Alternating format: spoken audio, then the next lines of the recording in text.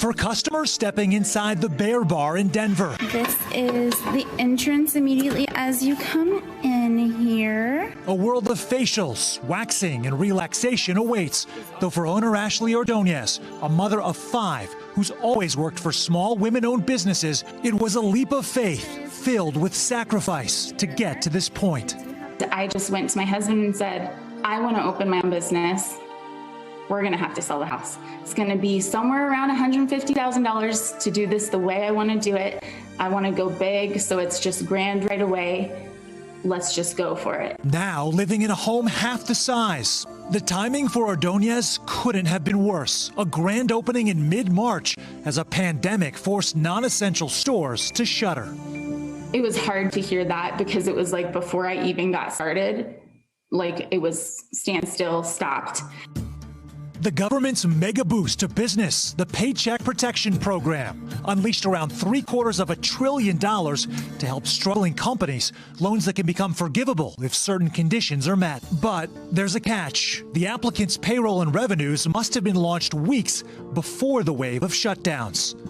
Gusto manages payroll for more than 100,000 small businesses and has lobbied the Congress to change that. There's billions and billions of dollars in PPP, which is great. The intention of the program is amazing. It's just that lifting this one date, February 15th, 2020, opens the access to that aid in a way that disproportionately positively impacts women and people of color. A survey of 1,100 companies owned by women from Gusto and the National Association of Women Business Owners found nearly half of those created since the start of the pandemic were founded by women of color. For entrepreneurs like Ordonez, who's applied 3 times for PPP funds, it's another reminder of a persistent problem. What kind of obstacles have you faced in just trying to get funded to open up your business? I mean, it's just like a stone cold wall. There's no other hurdles. It's just a wall. I just keep hitting a wall. Across the country in Riviera Beach, Florida, Ashley Walker needed to win a city grant just to get her Smoothie Me Please shop off the ground. We know the world that we live in. We know that there are disparities all across the world. So it's not a secret. We know that we come in having to fight harder than everybody else as a woman of color. Located a few miles from where President Barack Obama Highway meets MLK Jr. Boulevard, Walker says she wanted to open a business in this community on this street, which she described as located in a food desert. I think it needs to be fair. The criteria for the PPP needs to be fair. Give us small business a fighting chance to just enter the race. We just want to enter the race and let people know that our ideas is just as good as everybody else. When asked about the February 2020 eligibility requirement, a Small Business Administration spokesperson, which manages the PPP program, told NBC News the operation date is legislatively mandated and highlighted several other programs aimed at boosting businesses in crisis, such as grants for shuttered venues and billions doled out in economic injury disaster loans that predate COVID. But Ordonez has been rejected from those funds, too. So there's plenty of places for clients to spread out so they feel comfortable with COVID. And 2 days before Christmas, she sold her wedding ring just to keep the lights on.